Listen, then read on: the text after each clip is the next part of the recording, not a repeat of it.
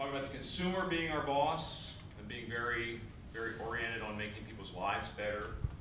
But we didn't really apply that principle in the creative world. So what I immersed myself in that, I realized that we could have a tremendous experience here by being inspired, but we can also learn a lot more about creativity and what makes creative leaders tick and enter their world in a very immersive way and do it with them. So I firmly believe you don't get breakthrough work unless you have a great client, a great agency. And I do think we changed the festival forever. And it was very controversial when we came. It's about the people we're serving, consumers. It's not about us.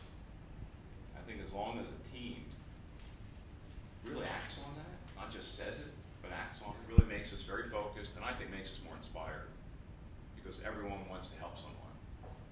And when you turn that on between a client and agency, I think it's pretty magic. The second point I'd like to make is I think the language in our industry is shifting. When I grew up, we talked an awful lot about brand equity.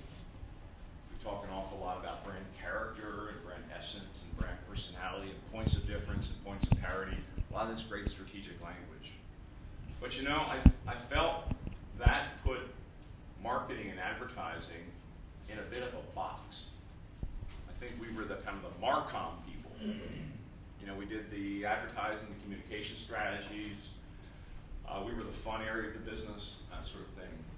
I think the language now is changing more toward meaning and impact and purpose and higher ideal, where marketing and agencies are moving from Marcom to company agendas. When you hear IBM talk about the smarter planet, it's not a marketing idea. It's a company idea. You know, it's really not about Marcom or equity or character. If you don't have an ideal or a meaning or a purpose that's inspiring you first, then we're not playing high enough. You know, Lee Clow once said to me, "You give me great people, you give me a process, and you give me an inspirational purpose, we can change the world." I mean, it's that simple. And I think that's where our industry is going. I think that's really, really powerful. So it's not about brand equity anymore, it's about meaning and impact and purpose and ideals. And if you don't have that, you gotta get it. Because every brand can play there. Believe me, I was at P&G. We had toilet paper brands that could play there. If you can do it in toilet paper, you can do it in energy and automobiles and food and other areas. Always be a leader integrator.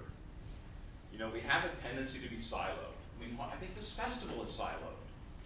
And I think that's not good.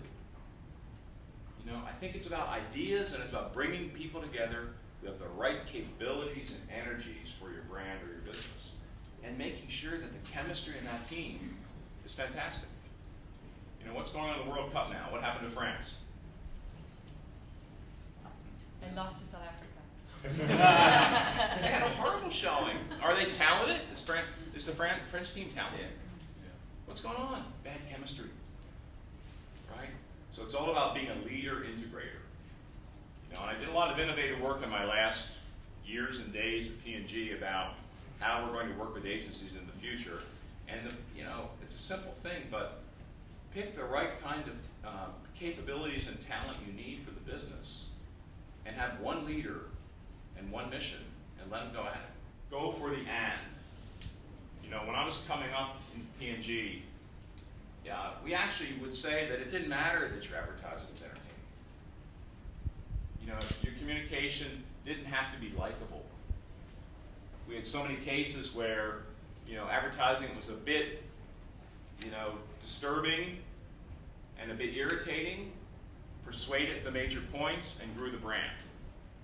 I think that is so short-sighted and so wrong, especially now. I mean, always go for the ends. It has to be likable and persuasive. It has to be watchable and memorable. Say I do.